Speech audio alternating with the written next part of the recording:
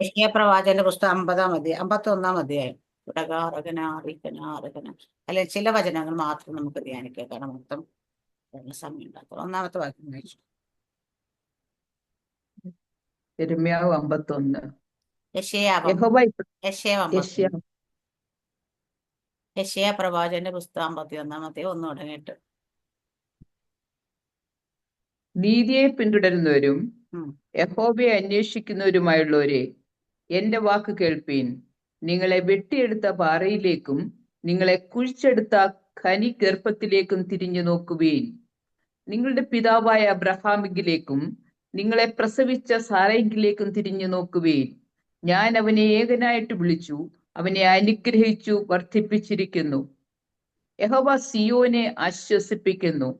അവൻ അതിന്റെ സകല ശൂന്യസ്ഥലങ്ങളെയും ആശ്വസിപ്പിച്ചു. അതിന്റെ മരുഭൂമിയെ ഏദനെ പോലെയും അതിന്റെ നിർജ്ജന പ്രദേശത്തെ യഹോവയുടെ തോട്ടത്തെ പോലെയും ആക്കുന്നു. ആനന്ദവും സന്തോഷവും സ്തോത്രവും സംഗീതഘോഷവും മതി അതിലുണ്ടാകും. സിസ്റ്റർ, മതി. ആമേൻ, സ്തോത്രം, ഹല്ലേലൂയ. ആനന്ദവും സന്തോഷവും സംഗീതവും ഒക്കെ അവിടെ ഉണ്ടാകും. എവിടെയാണ്? ഹല്ലേലൂയ, ആമേൻ. ദൈവം ഹല്ലേലൂയ, ആമേൻ, ഇടപെടുന്ന ദൈവം ആമേൻ, ഹല്ലേലൂയ, ഓരോ കാര്യങ്ങൾ ചെയ്യുന്നത്. ഇവിടെ തുടക്കം തന്നെ നീതിയെ പിന്തുടരുന്ന യഹോവയെ അന്വേഷിക്കുന്നതിനായുള്ളവർ എന്റെ വാക്ക് കേൾപ്പില്ല. അപ്പം ദൈവത്തിന്റെ വാക്ക് ആര് കേൾക്കണോ? ദൈവം ആഗ്രഹിക്കും. ലോകത്തുള്ള ജനങ്ങൾ മുഴുവൻ കേൾക്കണോ? ദൈവം ആഗ്രഹിക്കുന്നില്ല. ദൈവം ആഗ്രഹിക്കുന്നത് ആമേൻ നീതിയെ പിന്തുടരുന്ന യഹോവയെ അന്വേഷിക്കുന്നതിനായുള്ളത് എന്റെ വാക്ക് കേൾക്കും. അപ്പൊ ദൈവത്തെ അന്വേഷിക്കുന്നവർക്കും ദൈവത്തിന്റെ വചനം നീതിയാഹാല ദൈവത്തിന്റെ വചനത്തെ ഫോളോ ചെയ്യുന്നതിനായുള്ളത് എന്റെ വാക്ക് കേൾക്കാനാണ് പറഞ്ഞേക്കുന്നത്. കാരണം എല്ലാവരും കേട്ടിട്ട് പ്രയോജനമില്ല. അത് കേട്ടത് കൊണ്ട് ആമേ അതുകൊണ്ട് ഒരു ഗുണവും ഇല്ല. അപ്പൊ ആമേ ദൈവത്തിന് തന്നെ അറിയാം. അപ്പൊ ഈ രണ്ട് കാര്യങ്ങൾക്ക് മനസ്സ് വെക്കുന്നവരത് കേട്ടാലേ പ്രയോജനമുള്ളൂ. ഹല്ലേലൂയ, ആമേൻ, ഹല്ലേലൂയ. അപ്പം അങ്ങനെ രണ്ടുപേരും നീതിയെ പിന്തുണ യഹോവയെ അന്വേഷിക്കുന്നതായല്ലോ എന്റെ വാക്ക്. നിങ്ങൾ വെട്ടിയെടുത്ത പാറയിലേക്ക് നിങ്ങളെ കുഴിച്ചെടുത്ത ഗനിഗർഭത്തിലേക്കും തിരിഞ്ഞു നോക്കുക. അപ്പൊ നമ്മൾ എവിടെ നിന്ന് വന്ന് എങ്ങനെ വന്നു എന്നുള്ളത് ഒന്ന് തിരിഞ്ഞു നോക്കുന്നത് നല്ലതാണെന്നാ ദൈവം പറയുന്നത്. ഹാലേ നമ്മൾ വെട്ടിയെടുത്ത അത് ഒരു ആലങ്കാരിക പ്രയോഗമായിട്ട് നമുക്ക് നോക്കാം. ഹാലയിലെ കാരണം നമ്മൾ എവിടെ നിന്ന് വന്നു, നമ്മൾ എന്തായിരുന്നു, നമ്മൾ എങ്ങനെയായിരുന്നു. അല്ലെ നമ്മളിപ്പം നമ്മൾ പുതിയ നിയമം നമുക്ക് പറയാം ഒരു യോഗ്യതയും ഇല്ല. ചേറ്റിൽ കിടന്ന് നമ്മളെ ഹാലേലിയ ദൈവത്തിന്റെ കരുണയാൽ അല്ലെങ്കിൽ കൃപയാൽ നമ്മളെ വീണ്ടെടുത്തതാണ്. ഹാലേലൂയ. അപ്പൊ ദൈവത്തിന്റെ കരുണയും കൃപയും നമ്മുടെ മേൽ വന്നതുകൊണ്ടാ നമുക്ക് ദൈവത്തിന്റെ മക്കൾ എന്ന് വിളിക്കാനുള്ള ഭാഗ്യം ലഭിച്ചത്. നമുക്ക് അബ്ബാ പിതാവേ എന്ന് വിളിക്കാൻ പുത്രത്വത്തിന്റെ ആത്മാവിനെ നമുക്ക് നൽകിയത് നമ്മുടെ കഴിവിലോ നമ്മുടെ പ്രവൃത്തി കൊണ്ടോ നമ്മുടെ പുണ്യപ്രവൃത്തികൾ കൊണ്ടോ ഒന്നുമല്ല, ദൈവത്തിന്റെ കൃപയാൽ അത്രേ നിങ്ങൾ രക്ഷിക്കപ്പെട്ടിരിക്കുന്നത്. അല്ലെ? ഇങ്ങനെ ദൈവവചനം പറയുന്നത്. എന്താണ് കൃപ എന്ന് ചോദിച്ചാൽ നമ്മൾ എപ്പോഴും പറയുന്ന അൺമെറിറ്റഡ് ഫേവർ എന്ന് പറയും, അല്ലെങ്കിൽ അർഹതയില്ലാത്ത നമുക്ക് ലഭിച്ചതാണ് കൃപ. ഹല്ലേലൂയ, ആമേൻ, ഹല്ലേലൂയ. എന്താണ് അപ്പൊ കരുണയെന്ന് വെച്ചാൽ അർഹതപ്പെട്ട് നമുക്ക് തരാതിരുന്നത് കരുണയെന്ന് പറയും. ഹല്ലേലൂയ, ആമേൻ, ഹല്ലേലൂയ. പാപത്തിന്റെ ശമ്പളം മരണമാക്കുന്നു. ആ മരണത്തെ, അതായത് നമുക്ക് അർഹതപ്പെട്ടത് മരണമായത്, ആ മരണത്തെ നീക്കിക്കളഞ്ഞതാ ദൈവത്തിന്റെ കരുണ നമുക്ക്. രക്ഷ എന്നത് നമുക്ക് ഒരർഹതയും ഇല്ലാതിരുന്നിട്ട് ദൈവം നമുക്ക് തന്ന ആ രക്ഷ തന്നാണ് ദൈവത്തിന്റെ കൃപ. അപ്പൊ ഈ കൃപയും കരുണയും നമ്മുടെ മേൽ വന്നതുകൊണ്ടാണ് നമുക്ക് പുത്രത്വം ലഭിച്ചത്. അപ്പൊ നമ്മൾ എവിടെ നിന്ന് എങ്ങനെ വന്നു എന്ന് നമ്മൾ ഓർക്കണം. ഈ എങ്ങനെ വന്നു എന്ന് ഓർത്താൽ നമുക്ക് നീതിയെ പിന്തുടരുകയും യഹോവയെ അന്വേഷിക്കുന്നവരുമാകാൻ കഴിയും. ഏത് കാര്യത്തിലും യഹോവയെ ഞാനിങ്ങനെ മോളോട് ഇപ്പൊ നേരത്തെ അവളൊന്ന് പ്രാർത്ഥിച്ചു. അപ്പൊ അവളോട് ഞാൻ പറഞ്ഞു, പ്രാർത്ഥനയൊക്കെ എവിടെങ്കിലും കുറെ പറയാ, ഞാൻ എന്ത് ചെയ്യുമ്പോ യേശപ്പച്ച വിളിച്ചാ ചെയ്യുന്നത് എല്ലാം യേശപ്പച്ച. ഞാൻ പറയാം, അത് നീ ചെയ്യുന്ന കാര്യങ്ങൾ അങ്ങ് നന്നായി ചെയ്യുമ്പോൾ യേശപ്പച്ച നോക്കിക്കോണേ, യേശപ്പച്ച ചെയ്തേക്കണേ, യേശപ്പച്ച ഇതല്ലേ പറയുന്നത്. അപ്പൊ എത്ര നേരം ഇരുന്നിട്ട് യേശപ്പച്ച ഞാൻ ഇത്രയും പ്രാർത്ഥിക്കുന്നത് മതിയോ, ഞാൻ ഇത്രയും ആത്മാവിൽ സംസാരിക്കുന്നത് മതിയോ, അല്ലെങ്കിൽ ഞാൻ ഇത്രയും വചനം ധ്യാനിച്ചാൽ മതിയോ എന്ന് എപ്പോഴെങ്കിലും നമ്മൾ ചോദിക്കാറുണ്ടോ? ഇല്ല. നമ്മളെപ്പോഴും യേശുവെ വിളിക്കുന്നത് എന്താ? ഞാനിത് ചെയ്യാൻ പോന്നേ, എന്നെ ഒന്ന് താങ്ങിക്കോണേ, ഞാനിത് ചെയ്യാൻ പോന്നേ, എന്നെ ഒന്ന് സഹായിക്കണേ. ഇതാണ് നമ്മുടെ വിളിയുടെ അർത്ഥം. ഹല്ലേലൂയ. അപ്പൊ നമ്മൾ സകല അർത്ഥം, പക്ഷേ എന്നാലും പറയാം, എന്നാലും ഞാൻ എല്ലാത്തിനും യേശപ്പച്ചനെ വിളിക്കുന്നില്ല, അതർത്ഥം കമ്മിക്ക് സന്തോഷിച്ചോട്ടെ. ഞാൻ അത് ശരിയാ, ആ കാര്യം നല്ലതാണ്. എല്ലാത്തിനും യേശപ്പച്ചനെ വിളിക്കുന്നുണ്ട്, നീ എല്ലാത്തിനും യേശപ്പച്ചനെ കൂട്ടു വിളിക്കുന്നുണ്ട്. അതുകൊണ്ട് അതോർത്ത് സന്തോഷം തന്നെയാണ്. അപ്പം ആമേൻ. അപ്പൊ നമ്മുടെ ഓരോ കാര്യങ്ങളും നമ്മൾ എങ്ങനെയാണ് ദൈവത്തെ അപ്പൊ ദൈവം തന്നെ പറയുന്ന പോലെ നമ്മൾ ദൈവത്തെ ദൈവത്തിന്റെ ബാധകളെ പിന്തല്ല നീതി അല്ല ദൈവത്തിന്റെ വചനത്തെ പിന്തുടരി എപ്പോഴും യഹോവയെ അന്വേഷിക്കുക. യഹോവ ഭക്തി ജ്ഞാനത്തിന്റെ ആരംഭമാകുന്നു എന്ന് അല്ലെ നമ്മുടെ സദൃശ്യവാക്യങ്ങൾ നമ്മളെ പഠിപ്പിക്കുന്നുണ്ട് അല്ലെ. അപ്പൊ നമുക്ക് ദൈവത്തോടുള്ള ഭക്തി വരുമ്പോ തന്നെ ജ്ഞാനം വരും. ഹാലേലിയ. അതിന് ഏറ്റവും എക്സാമ്പിൾ നമ്മുടെ വേണുദാസ് പാസ്റ്റർ സാക്ഷിയാണ്. ഹാലേലിയ. ദൈവം കൊടുത്ത ചില ജ്ഞാനം.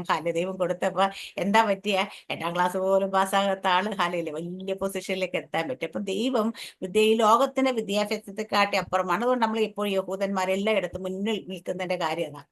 കാരണം അവരാണല്ലോ എല്ലാ കണ്ടുപിടുത്തങ്ങളുടെയും പിറകിൽ. അവരുടെ ടെക്നോളജിയാണല്ലോ ഏറ്റവും നല്ലത്. കാരണം എന്താന്ന് വെച്ചാൽ അവർക്ക് ദൈവത്തിന്റെ ജ്ഞാനം അവരുടെ മേൽ പകരപ്പെട്ടിട്ടുണ്ട്. നമ്മൾ ഓരോ കാര്യങ്ങൾ ചെയ്യുമ്പോഴും നമ്മൾ മാനുഷ്യ ജ്ഞാനത്തിൽ ആശ്രയിക്കരുത്, ദൈവത്തിന്റെ ജ്ഞാനത്തിൽ ആശ്രയിക്കണം. ഹാലേലിയ. ഇവിടെ പറയുന്ന യഹോവയെ പിന്തുടരുന്നവരെ കുറിച്ച്, ഹാലേലിയ, നീതിയെ പിന്തുടരുന്ന യഹോവയെ അന്വേഷിക്കുന്നവരെ കുറിച്ച്. അത് കഴിഞ്ഞ് താഴേക്ക് വരുമ്പോഴത്തേവരെ നിങ്ങളുടെ പിതാവെ അബ്രഹാമിലേക്ക് നിങ്ങളെ സാറയിലേക്ക് തിരിഞ്ഞു നോക്ക്, ഞാൻ അവനെ ഏകനായിട്ട് വിളിച്ച് അവനെ അനുഗ്രഹിച്ച് വർദ്ധിപ്പിച്ചിരിക്കുന്നു. ദൈവം നമ്മളെ എല്ലാം വിളിച്ചത് ഏകനായിട്ട് തന്നെയാണെന്നേ. ഹാലയിൽ ഇവിടെ ഇരിക്കുന്നവരെ എനിക്കറിയത്തില്ല പാരമ്പര്യത്തിലെ പെന്തക്കോസ്ത് ആയിരുന്നിട്ട് വന്ന ആരെങ്കിലും ഇതിനെ തിരിപ്പോണെന്ന് എനിക്കറിയത്തില്ല. എന്റെ അറിവിൽ ആരുമില്ലെന്നാ തോന്നുന്നു. ഷെയർല സിസ്റ്റങ്ങൾ ഉണ്ടെങ്കിലും ഉള്ളു. ഹാലയിലെ അവൻ നമ്മളെയൊക്കെ ഏകനായിട്ടാണ് വിളിക്കുന്നത്. എന്നിട്ട് അബ്രഹാമിന് ഏകനായിട്ട് വിളിച്ച് ഞാൻ അവനെ അനുഗ്രഹിച്ച് വർദ്ധിപ്പിച്ചിരിക്കുന്നത്. സാറാമസ്ത ഏകയായിട്ട് വിളിച്ചിട്ട് അനുഗ്രഹിച്ച് വർദ്ധിപ്പിച്ചില്ലേ ദൈവം? ഹല്ലേലൂയ, ആമേൻ. കാരണം നമ്മൾ ഒരാൾ മതി ദൈവത്തിന്. ഹാലയില്ല. നിങ്ങളുടെ കുടുംബം മൊത്തം ഇങ്ങ് പോരാൻ ദൈവം പറയത്തില്ല. നീ ഒരാൾ വന്നാൽ, നീ ഒരാൾ വിശ്വസ്തകൾ നിൽക്കെങ്കിൽ നിനക്ക് ഞാൻ സകലതിനെ തരും. ഒരു കുളമ്പ് പോലും ശേഷിക്കാതെ ഞാൻ നിനക്ക് തരുമെന്ന് പറഞ്ഞ് അതിനെ ലഭിക്കുക തന്നെ ചെയ്യും. അപ്പൊ ഏകനായിട്ട് വിളിച്ചിട്ട് അനുഗ്രഹിച്ച് വർദ്ധിപ്പിച്ചിരിക്കുന്ന പോലെ അബ്രഹാം ഇന്ന് ഹാലയില്ല ജാതികളുടെ പിതാവായി ബഹുജാതികൾക്ക് പിതാവാക്കി വെച്ചിരിക്കുക. ഇന്ന് നമ്മൾ അബ്രഹാമിന്റെ സന്തതി എന്നറിയപ്പെടുന്ന രീതി വർദ്ധിപ്പിച്ചെങ്കിൽ നമ്മൾ ഒരാൾ ഹാലയിൽ ദൈവസന്നിധി നിൽക്കുകയാണെങ്കിൽ, വിശ്വസ്തകൾ നിൽക്കുകയാണെങ്കിൽ നമ്മൾ ഒരാൾ മതി. ഞാൻ മാത്രമേ ഉള്ളൂ സിസ്റ്റർ വിശ്വാസം എൻ്റെ വീട്ടിൽ നിന്ന്. ഹാലേലിയ. ആരും കൂടെ ഇല്ല എന്ന് പറയുകയാണെങ്കിൽ ഹാലേലിയ അതിന്റെ ആവശ്യമൊന്നുമില്ല, നീ മാത്രം മതി കർത്താവിന്. നമ്മളെ വർദ്ധിപ്പിക്കാൻ കഴിയുന്ന ഒരു ദൈവത്തിന്റെ കയ്യിൽ നമ്മുടെ ഈ വർഷത്തെ ഹാലേലിയ ഹാലേലിയ ഈ വർഷത്തെ നമ്മുടെ പ്രോമിസ് വേർഡ് തന്നെ ഇയർ ഓഫ് ഇൻക്രീസ്, ഒരു സൂപ്പർ നാച്ചുറൽ ഗ്രോത്ത്. ഹാലേലിയ എന്നാണ്. ഹാലേലിയ. അപ്പൊ ഒരു സൂപ്പർ നാച്ചുറൽ ബ്ലെസ്സിംഗ്. കാരണം ദൈവം ഈ ദിവസങ്ങളിൽ നമ്മൾ എന്തുണ്ടോ നമ്മുടെ കയ്യിൽ അത് അങ്ങോട്ട് കൊടുത്താൽ അതിനെ അനുഗ്രഹിച്ച് വർദ്ധിപ്പിക്കുന്ന ദൈവമാണ്. ഹാലേലിയ. അപ്പൊ നമ്മൾ ഒറ്റയ്ക്ക് നിൽക്കുന്നുള്ളെന്ന പ്രയാസം നിൽക്കുന്നുണ്ടെങ്കിൽ, അല്ലെങ്കിൽ എന്റെ കുടുംബത്തിൽ ഇന്ന ആൾക്കാരെ കൂടെ എനിക്ക് നേടാൻ കഴിഞ്ഞില്ല എന്ന് പ്രയാസം നിൽക്കുന്നെങ്കിൽ, അബ്രഹാമിന് ഏകനായിട്ട് വിളിച്ച് അനുഗ്രഹിച്ച് വർദ്ധിപ്പിച്ച് ദൈവത്തിന് അതേ പ്രോമിസ് നമ്മുടെ മേലും കിടക്കുന്നത്. ഞാൻ നിന്നെ അനുഗ്രഹിക്കും, ഞാൻ നിന്നെ വർദ്ധിപ്പിക്കും എന്ന് അദ്ദേഹം പറഞ്ഞേക്കുന്നത്. ഹാലേലിയ. അപ്പൊ നമ്മുടെ മേലെ ഹാലേലിയ ആ അനുഗ്രഹവും ആ വർധനയും ഈ ദിവസങ്ങളിൽ സംഭവിക്കുക തന്നെ ചെയ്യും. ഹാലേലൂയ. അടുത്ത പറയുന്നത് മരുഭൂമിയെ ഏതനെ പോലെയും അതിന്റെ നിർജ്ജന പ്രദേശത്ത് യഹോവയുടെ തോട്ടത്തെ പോലെയും ആക്കുന്നു. അവൻ അതിന്റെ യഹോസിയരെ ആശ്വസിപ്പിക്കുന്നു. അവൻ അതിന്റെ സകല ശൂന്യ സ്ഥലങ്ങളെ ആശ്വസിപ്പിച്ചു. അതിന്റെ മരുഭൂമിയെ ഏതിനെ പോലെയും അതിന്റെ നിർജ്ജന പ്രദേശം യഹോവയുടെ തോട്ടത്തെ പോലെയും ആക്കുന്നു. ആനന്ദവും സന്തോഷവും സ്തോത്രവും സംഗീതഘോഷവും അതിലുണ്ട്. അപ്പൊ മരുഭൂമിയെ ഏതിനെ പോലെ ആക്കാനായിട്ട്, ഏതൻ തോട്ടം പോലെ ആക്കാനായിട്ട് ഒരു മനുഷ്യന്റെ എത്ര ടെക്നോളജി വന്നാലും ചിലപ്പോൾ സാധിച്ചെന്ന് വരത്തില്ല, പക്ഷെ ദൈവത്തിന് സാധിക്കും. അടുത്ത് പറയുന്നത് നിർജ്ജന പ്രദേശത്തെ അതിന് നിർജ്ജന യഹോവയുടെ തോട്ടത്തെ പോലെയുമാക്കുന്നു. അപ്പൊ ഏതിനെ പോലെയും നിർജ്ജന പ്രദേശത്ത് ഒരു മനുഷ്യൻ വസിക്കാൻ കൊള്ളാതാത്ത യോഗ്യമല്ലാത്ത സ്ഥലത്തെ ഹാലേലിയ ദൈവം ഒരു തോട്ടത്തെ പോലെയാക്കും. അവന്റെ തോട്ടത്തെ പോലെ എന്നാണ് പറഞ്ഞിരിക്കുന്നത്. ഹാലേലുയ. അപ്പൊ ദൈവത്തിന്റെ തോട്ടം എന്ന് പറഞ്ഞാൽ അവിടെ എപ്പോഴും ഹാലേലിയ സന്തോഷവും സമാധാനവും മഹത്വം ഒക്കെ നിറഞ്ഞു നിൽക്കുന്ന ഒരു തോട്ടമായിരിക്കും, നമുക്കറിയാം. അതുപോലെയാക്കും. എന്നിട്ട് അവിടെ എന്തൊക്കെ ഉണ്ടാകുമെന്ന് പറയുന്നത് അതിന്റെ ആനന്ദവും സന്തോഷവും സ്തോത്രവും സംഗീതഘോഷവും അതിലുണ്ടാകും. അപ്പൊ ദൈവം എന്തെങ്കിലും ചെയ്ത അവിടെ ആനന്ദവും സന്തോഷവും സംഗീതവും ഹോഷവും ഒക്കെ ഉണ്ട്. അപ്പൊ നമ്മുടെ ലൂക്കോസിന്റെ പുസ്തകം 1-ാം അധ്യായത്തിൽ നമ്മൾ വായിക്കുന്ന ഹാലേലിയ സക്കരിയാവേ നിന്റെ പ്രാർത്ഥനയ്ക്ക് ഉത്തരമായി.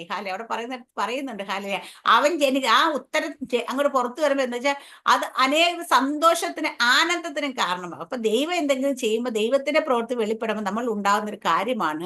ദൈവഹിതമാണോ എന്ന് ചോദിക്കാൻ വേണ്ടി ആരുടെ അടുത്ത് അഭിപ്രായം ചോദിക്കാൻ പോകണ്ട. അത് സംഭവിക്കുമ്പോൾ അത് കേൾക്കുമ്പോൾ അത് നടക്കുമ്പോൾ നമുക്ക് എന്താ വെച്ചാൽ ആനന്ദവും സന്തോഷവും ഉണ്ടാകുന്നത് ആ ദൈവപ്രവൃത്തി തന്നെയാണ്. ഞാൻ എപ്പോഴും പറയും ചില കാര്യങ്ങൾ സംഭവിക്കുമ്പോഴും നടക്കുമ്പോഴൊക്കെ നമ്മുടെ ഉള്ളിലൊരു എന്തോ ഒരു ഒരു സന്തോഷമില്ലായ്മയാണ് ഫീൽ ചെയ്യുന്നത്. ഹാലല്ലേ, എന്തോ ഒരു ഭാരം ഇരിക്കുന്ന പോലെ തോന്നുമെങ്കിൽ നമ്മൾ ഒന്നും കൂടെ ദൈവസന്നിധിയിൽ പോയത് പ്രാർത്ഥിക്കണം. ദൈവമേ, ദൈവഹിതമാണോ? മറ്റുള്ളവർ എത്ര പേര് അഭിപ്രായം പറഞ്ഞു, എത്ര പേര് എന്തൊക്കെ പറഞ്ഞെന്ന് പറഞ്ഞാൽ ഹാലല്ലേ അതിനെ മെഡിക്കല്. ഹാലേലിയ. അടുത്ത് ഞാൻ വാക്യം അങ്ങ് ഇച്ചിരി ഓടിപ്പോവുക കേട്ടോ. ഹാലല്ലേ, 7-ാം വാക്യം ഒന്ന് വായിച്ചു, 7-8 വായിച്ചേ സിസ്റ്റർ. നീതിയെ നീതിയെ പിന്തുടരുന്നവരും യഹോവയെ 7-8.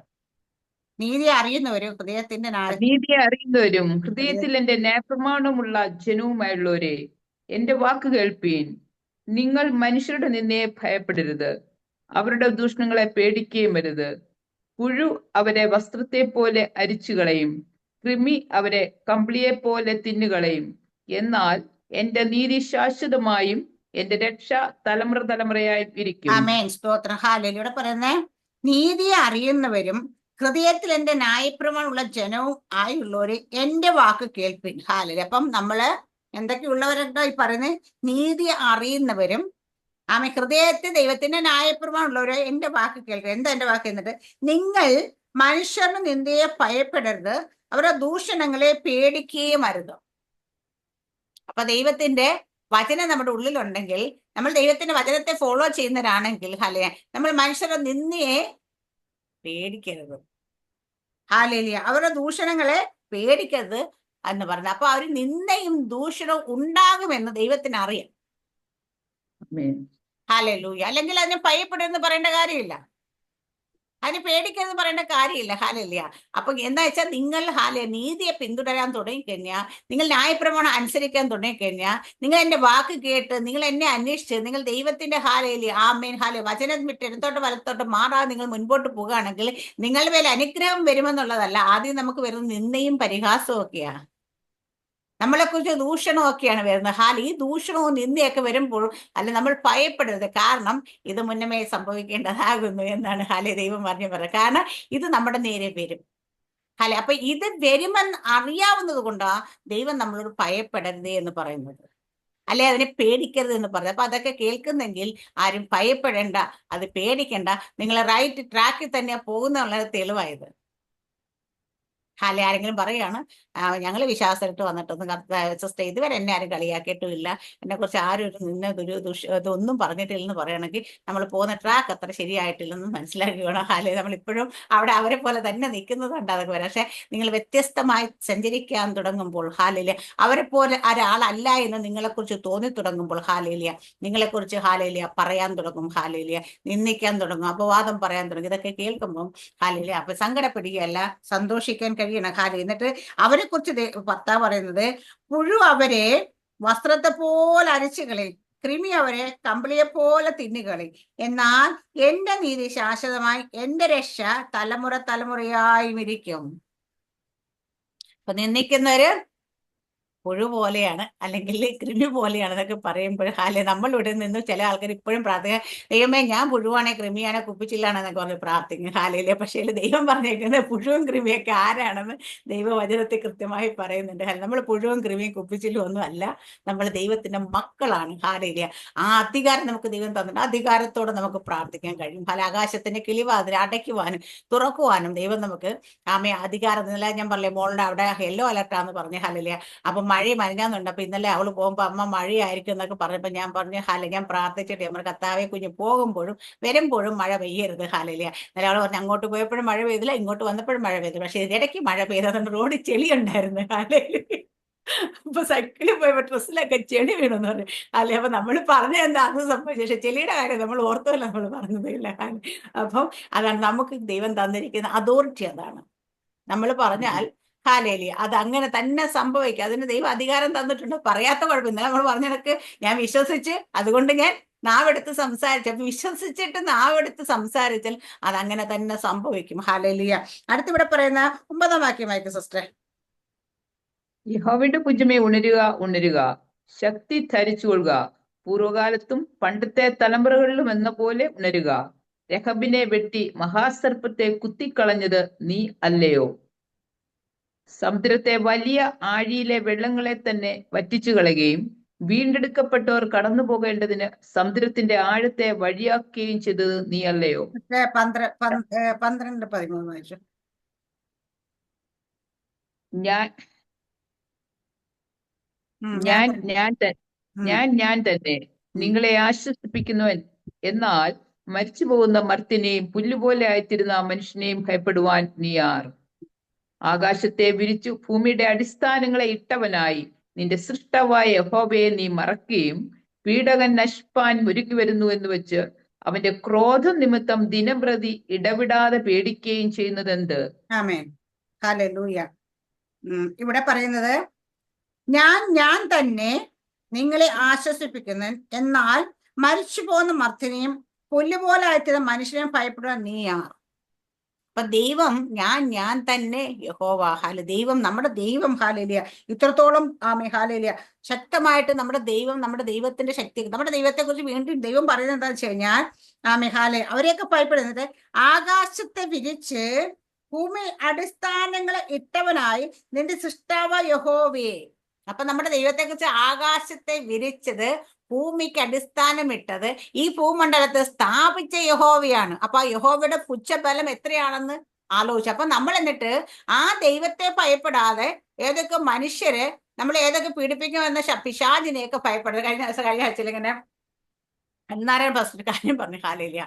ഒരു ചർച്ച ചെന്ന് IPC ഏതോ ഒരു ചർച്ച വന്നത്, ചർച്ച ശുശ്രൂഷിക്കാൻ നിന്നപ്പം മിക്കവാറും ഉള്ള അമ്മച്ചിമാരെല്ലാം ഇങ്ങനെ ഉറക്കം തൂങ്ങി. ഹാലേലിയ. ഞാൻ നിന്നോട്ട് എന്നെ ശല്യപ്പെടുത്തുന്ന രീതിയിലൊക്കെ വചനം പറയുമ്പോഴെല്ലാം അങ്ങനെ ഇരിക്കുമ്പോ അവിടെ ഹാലേലിയ ഒരു സ്ത്രീയുടെ ദേഹത്തുനിന്ന് ഹാലേലിയ ഒരു പിശാച്, അല്ലെങ്കിൽ അകത്തെന്തോ വേറെ പാസ്റ്റർ കൊണ്ടുവന്ന് അവരെ ഇവിടേക്ക് കൊണ്ടുവന്നത് പിശാച് ഇളകിയപ്പം ഈ അമ്മച്ചിമാരെല്ലാം ഭയങ്കര ചാടി എഴുന്നേറ്റ് ചുറ്റും വന്നിട്ട് കൈയടിക്കാൻ, ആരാധിക്കാനൊന്നും അത്രയും നേരം ഉറങ്ങിയ അമ്മച്ചിമാര് അപ്പം പാസ്റ്റർ എനിക്ക് ഒരു കാര്യം മനസ്സിലായി, അവർക്ക് ദൈവത്തെ ഭയമില്ലെങ്കിലും പിശാചിനെ പേടിയുണ്ട്.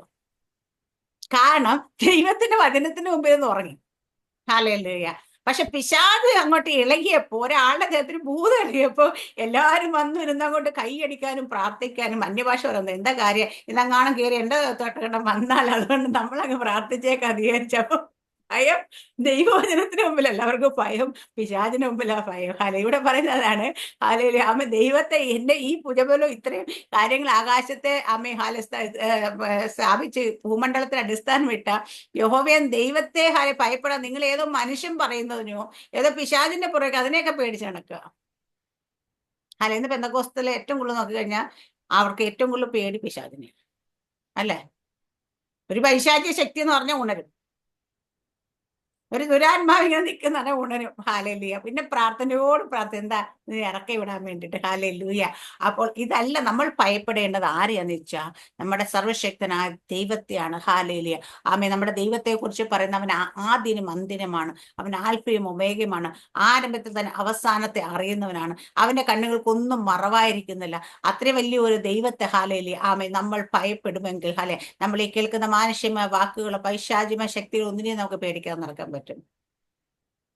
ഭയപ്പെടേണ്ടടുത്ത് ഭയപ്പെടാതിരിക്കുന്നതുകൊണ്ടും അനുസരിക്കേണ്ടടുത്ത് അനുസരിക്കാതിരിക്കുന്നതുകൊണ്ടും ഇങ്ങനെയുള്ള സാധനത്തിനൊക്കെ പേടിക്കേണ്ടി വരുന്നുണ്ട്. ഹാലേലിയ. അല്ലെങ്കിൽ അതിനെ ഒന്നും ഭയപ്പെടേണ്ട കാര്യമില്ല. ഇവിടെ പറയുന്നത് അങ്ങനെ തന്നെ പറയുന്നത്. ഹാലേലിയ. എന്നാൽ മരിച്ചു പോകുന്ന മർത്തിനെയും പുല്ലുപോലെ ആയിത്തീരുന്ന മനുഷ്യനെയും ഭയപ്പെടാൻ നീ ആർ? മനുഷ്യനതാ മരിച്ചു പോകുന്ന മനുഷ്യൻ, പുല്ലുപോലെ ആയിത്തീരുന്ന മർത്യൻ, ഇവരെയൊക്കെ നീ ഭയപ്പെടാൻ നീ ആരാ? നീ അവരെയൊക്കെ എന്തിനാ ഭയപ്പെടുന്ന വെച്ചാൽ? എന്നിട്ട് പറയുന്ന അടുത്ത ഭയപ്പെടാൻ ഒരുത്തനുണ്ട്. അതാ പറയുന്നത്. ഭൂമിയുടെ ആകാശത്തെ വിരിച്ച് ഭൂമിയുടെ അടിസ്ഥാനം ഇട്ടവനായി നിങ്ങളെ സൃഷ്ടാവായി യഹോവയെ നീ മറക്കെ പീഡകൻ നശിപ്പിക്കാൻ ഒരുങ്ങുമെന്ന് വെച്ചാൽ അവന്റെ ക്രോധത്തിന് ദിനപ്രതി പേടിക്കുക. അപ്പൊ പീഡകൻ നശിപ്പിക്കാൻ വരുമെന്നും പറഞ്ഞ് അവന്റെ ക്രോധത്തിൽ ദിനം പ്രതി പേടിച്ചോണ്ടിരിക്കുക. നമ്മളിപ്പോഴും അങ്ങനെയല്ലേ.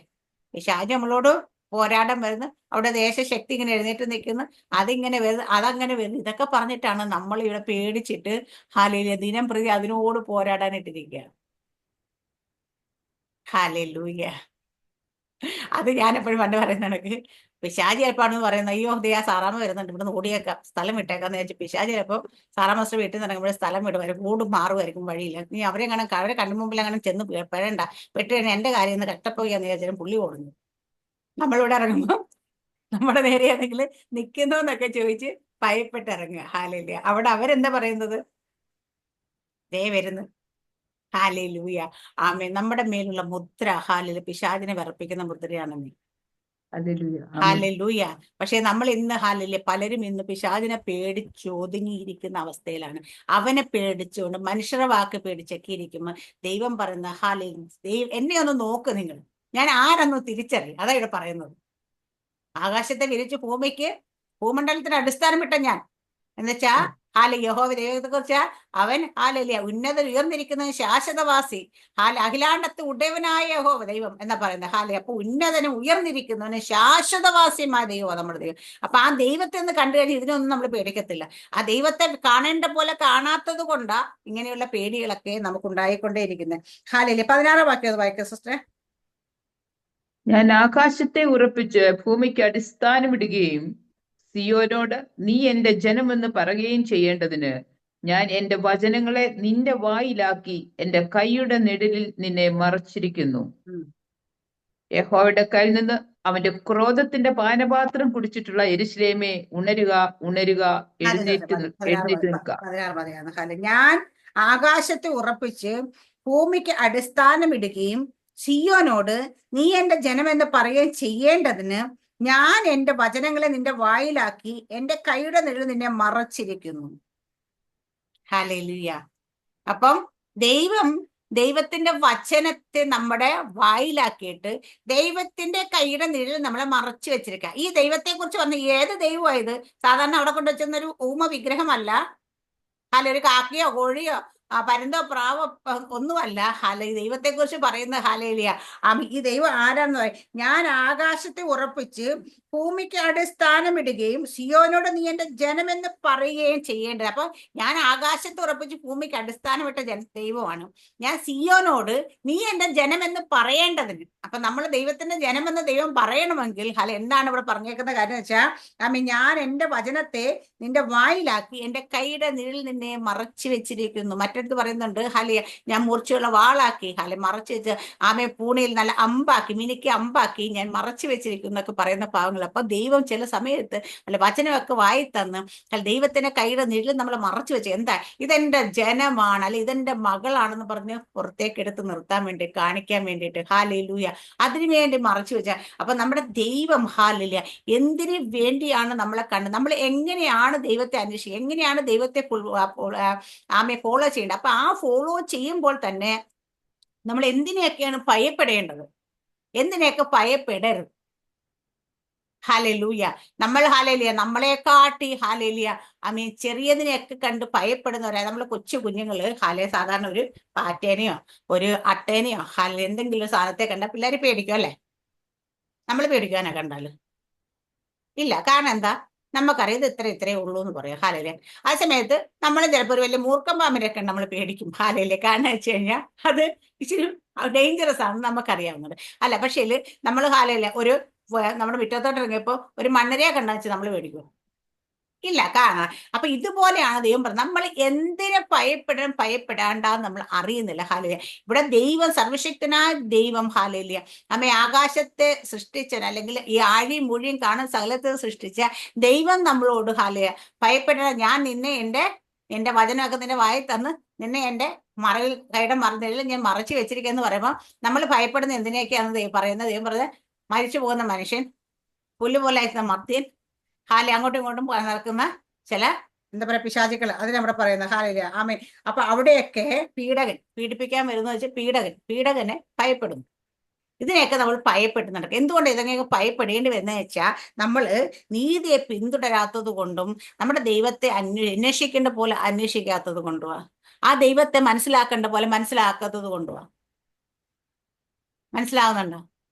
ഈ ദൈവത്തെ നമ്മളെ നീതിയെ പിന്തുടരുകയും ദൈവത്തിന്റെ വചനത്തെ നമ്മുടെ വായിലാക്കി തന്ന വചനത്തെ വിട്ടുകളയാതിരിക്കുകയും നമ്മൾ ദൈവത്തിന്റെ ന്യായപ്രമാണം അന്വേഷിക്കുക, എന്റെ നീതിയെ പിന്തുടരുകയും ദൈവത്തെ എന്റെ ദൈവം ആരെന്ന് ഞാനൊന്ന് മനസ്സിലാക്കുകയും ചെയ്ത് നമ്മൾ ഇതിനൊന്നും ഭയപ്പെടത്തില്ല. ഇത് നമ്മുടെ ജീവിതത്തിൽ ശരിയായ രീതിയിൽ അതിന്റെ ബോധം വരാത്തത് കൊണ്ടാണ് നമ്മൾ ഇങ്ങനെയുള്ള കാര്യങ്ങളെല്ലാം ഭയപ്പെടാൻ തുടങ്ങുന്നത്.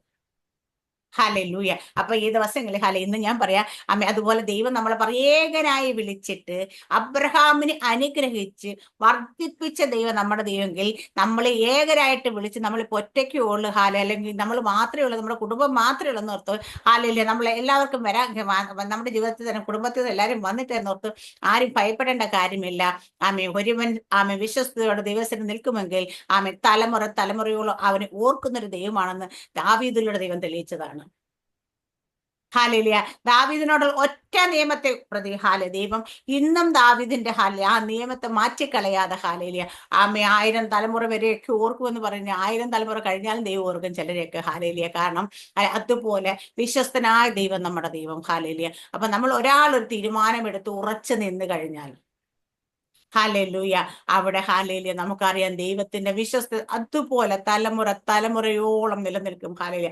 നമ്മൾ അവിശ്വസ്തരായിരുന്ന നമ്മുടെ തലമുറയും അവിശ്വസ്തരായി അല്ലെങ്കിൽ തലമുറയിലേക്ക് അതൊക്കെ പകരപ്പെടും. ഹാലേലിയ. അതുകൊണ്ട് നമുക്ക് ദൈവസന്നിധിയിൽ ദൈവത്തെ സേവിക്കാൻ ഇറങ്ങി തിരിച്ചിട്ട് ഹാലേലിയ അബ്രഹാമിനെ പോലെ വിശ്വസ്തനായി നിൽക്കാം. ദൈവം എന്ത് പറഞ്ഞാലും ഹാലേലിയ അനുസരിക്കാൻ കഴിയുന്ന മടി കാണിക്കാത്ത അബ്രഹാമിനെ പോലെ ഒന്നും നമുക്ക് ആകാൻ പറ്റിയില്ലെങ്കിലും ഹല്ലേലൂയ, ദൈവത്തിന്റെ വചനത്തെ വിട്ട് ഇടത്തോട്ടോ വലത്തോട്ടോ മാറാതെ ഹാലയ ആ വചനത്തെ ഫോളോ ചെയ്ത് നമുക്ക് പോകുന്നവരായി മാറാം. അങ്ങനെയുള്ളവർക്ക് മരുഭൂമി അതിനെ പോലെയും നിർജ്ജനപ്രദേശയുടെ തോട്ടം പോലെയാക്കുന്ന അവിടെ ആനന്ദവും സന്തോഷവും സ്തോത്രവും സംഗീതഘോഷവും ഉണ്ട്. അപ്പൊ നമ്മുടെയൊക്കെ ജീവിതത്തിൽ നമ്മളെല്ലാവരും ആഗ്രഹിക്കുന്ന കാര്യം അത്, സമ്പത്തിനെക്കാട്ടിയൊക്കെ ആഗ്രഹിക്കുന്ന സമാധാനം കിട്ടണേ, സന്തോഷം കിട്ടണേ, ഒരു ആനന്ദം കിട്ടണമെന്നൊക്കെ ആഗ്രഹിക്കുമ്പോൾ അതൊക്കെ നമ്മുടെ ജീവിതത്തിലേക്ക് വരുവാൻ വേണ്ടിയിട്ട് ഒരുപാട് വലിയ കഠിന പ്രയത്നങ്ങളോ വലിയ യാഗങ്ങളോ നേർച്ചകളോ കാഴ്ചകളോ പോയി ഉരുളുകയോ എന്താ മുഖത്തോട്ട് ശൂലം കുത്തി ഇറക്കിയോ ആമേൻ അങ്ങനെ കുരിശെടുത്തോണ്ട് മലയൊട്ടെ ഒന്നും ചെയ്യേണ്ട കാര്യമില്ല. ഹാലേലിയുടെ നമ്മുടെ ദൈവത്തിന്റെ നീതിയെ പിന്തുടരുകയും യഹോവയെ അന്വേഷിക്കാൻ മനസ്സ് വയ്ക്കുകയും ചെയ്താൽ മാത്രം മതി. അത് വിശ്വസ്ത നമ്മൾ ചെയ്യുമെങ്കിൽ നമുക്ക് നമ്മുടെ ജീവിതത്തിൽ സന്തോഷവും സമാധാനം എല്ലാം സകലവും നമുക്ക് ലഭിക്കും. ഈ വചനത്തെ എല്ലാവരും അനുഗ്രഹിക്കുമാറട്ടെ. സ്തോത്രം. God bless you.